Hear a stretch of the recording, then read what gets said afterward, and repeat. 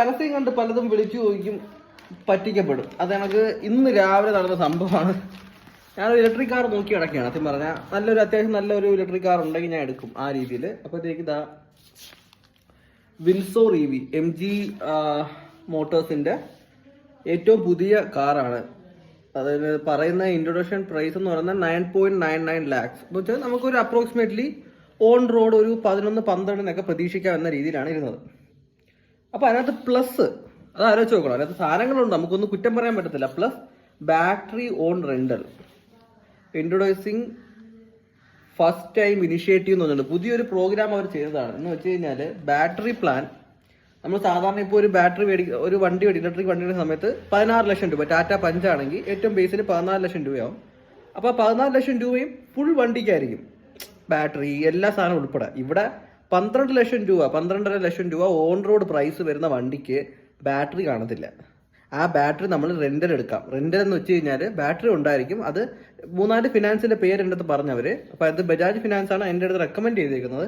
മാസം ഒരു 5,000 എത്രയോ രൂപ നമ്മൾ അടയ്ക്കണം. ലൈഫ് ടൈം ആണെന്നാണ് എനിക്ക് തോന്നുന്നത് അത് അടയ്ക്കേണ്ടത്. കാരണം ലൈഫ് ടൈം വാറണ്ടിയാണ് കൊടുത്തേക്കുന്നത് ബാറ്ററിക്ക്. സോ ഇങ്ങനെയൊക്കെ കാണുമ്പോൾ ആരാരും വിളിച്ച് ചോദിക്കും. സോ അങ്ങനെ ഞാൻ ഇവരെ കമ്പനി വിളിച്ച് ചോദിച്ചു, കൊല്ലത്തുള്ള MGയുടെ. അപ്പോൾ അവർ പറഞ്ഞത് ഈ ഓഫർ വേണ്ടാന്നുണ്ടെങ്കിൽ വിത്ത് ബാറ്ററി നിങ്ങൾക്ക് 16 ലക്ഷം രൂപയ്ക്ക് കിട്ടും. അല്ലാന്നുണ്ടെങ്കിൽ ഈ ഓഫറുമായിട്ട് തിന്നു കഴിഞ്ഞാൽ 12 ലക്ഷം രൂപ പ്ലസ് ബാക്കി കാര്യങ്ങൾ നമ്മൾ ചെയ്യേണ്ടി വരുമെന്ന്. ഇന്നത്തെ കാലത്തെ അവസ്ഥ എന്ന് പറയുന്നത് ആലോചിച്ച് നോക്കിയാണ്. 9.5 ലക്ഷം രൂപ ബേസ് പ്രൈസ് എന്ന് പറഞ്ഞിട്ട് 16 ലക്ഷം രൂപയുടെ കാറ് മാർക്കറ്റ് ചെയ്യുന്ന ഒരു തന്ത്രം ഉണ്ടല്ലോ. ശരിക്കും പറഞ്ഞാൽ സമ്മതിക്കണം. എന്നാൽ ഡയറക്റ്റ് ഈ പ്രൈസും കാര്യങ്ങളൊക്കെ പറഞ്ഞാൽ പോരെ, ഇത്ര കൺഫ്യൂഷനും കാര്യങ്ങളൊന്നും വരത്തില്ല. അതുകൊണ്ട് തന്നെ ഞാൻ പറയണേ, ഈ കാർ ശരിക്കും പറഞ്ഞാൽ അത്ര വലിയ നല്ല ഒരു ക്വാളിറ്റി ഉള്ള കാറൊന്നും അല്ല. ഇവർ പറയുന്നത് 331 കിലോമീറ്റർ ആണ്, 16 ലക്ഷം രൂപയാണ് പറയുന്നത്.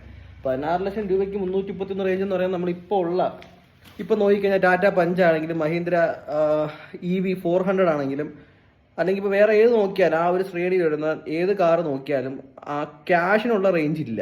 അവർ പറയുന്നത് പിന്നെ ഈ ബാറ്ററിയുടെ പുതിയ ഒരു പ്ലാനെ കുറിച്ചാണ്. അത് വലുതായിട്ട് വർക്ക് ചെയ്യണമെങ്കിൽ ഇവർ പറയുന്ന കണക്ക് നല്ല രീതിയിൽ ഓട്ടോ ഉള്ള ആൾക്കാർ, അതായത് ഒന്നുകിൽ ടാക്സി ഉപയോഗിക്കുന്നവരോ അല്ലെങ്കിൽ വർക്കുമായിട്ട് ബന്ധപ്പെട്ട ഒരു പെർ ഡേ ഒരു 2000 കിലോമീറ്റർ എങ്കിലും ഓടുന്ന അല്ലെങ്കിൽ അങ്ങനെയൊക്കെ ഓടുന്നവർക്കായിരിക്കും ഇത് ലാഭമായിട്ട് വരുന്നത്. ഇതിനൊരു അഡ്വാൻറ്റേജ് ഉണ്ട്. കാരണം ബാറ്ററി പോയാലും നമുക്ക് വാറണ്ടി ഉണ്ടായതുകൊണ്ട് നമുക്ക് വലിയ ഇഷ്യൂ ഇല്ല. വണ്ടിയുടെ ബാക്കി സർവീസും കാര്യങ്ങളും നമുക്കറിയാം. ഇലക്ട്രിക്കിന് വലിയ സർവീസും കാര്യത്തിന് ആവശ്യമില്ല.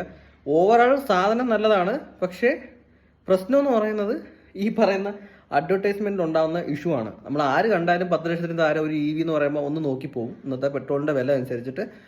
അപ്പം MG വിൻസോറിന്റെ ഇഷ്യൂ ഇതാണ്. ആരെങ്കിലും വാങ്ങാൻ ഉദ്ദേശിക്കുന്നുണ്ടെങ്കിൽ അവോയ്ഡ് ചെയ്യുക. കാരണം 16 ലക്ഷം രൂപയ്ക്ക് 331 കിലോമീറ്ററിന്റെ ഒരു പ്ലസ് 34 കിലോ വാട്ട് ബാറ്ററിയാണ് ഉപയോഗിക്കുന്നത്. അത്യാവശ്യം നല്ലതാണ്. നമുക്കിപ്പോൾ ഒരു ഡെയിലി ഒരു 50-60 കിലോമീറ്റർ ഒക്കെ ഓടുന്നവർക്ക് 25 കിലോ വാട്ട് ബാറ്ററിയുടെ ആവശ്യമേ ഉള്ളൂ.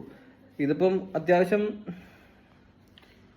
ഈ ഓട്ടം ഉള്ളവർക്ക്, ഡെയിലി നല്ല ഓട്ടം ഉള്ളവർക്കൊക്കെ ഉപയോഗിക്കാൻ പറ്റുന്ന ഒരു വണ്ടിയായിട്ടാണ് എനിക്ക് തോന്നുന്നത്. അപ്പോൾ നമുക്ക് അത്ര യൂസ്ഫുൾ അല്ല.